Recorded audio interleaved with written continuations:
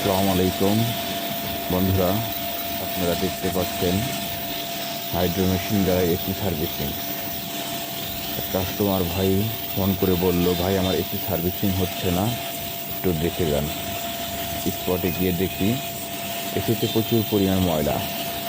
আমরা মেশিন দিয়ে সার্ভিসিং করি এবং পরবর্তীতে খুব সুন্দর ঠান্ডা আসছে।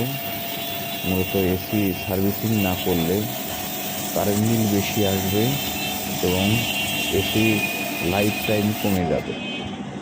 তাই আপনারা সঠিক সময়ে এসিগুলো সার্ভিসিং করে রাখবেন। ধন্যবাদ।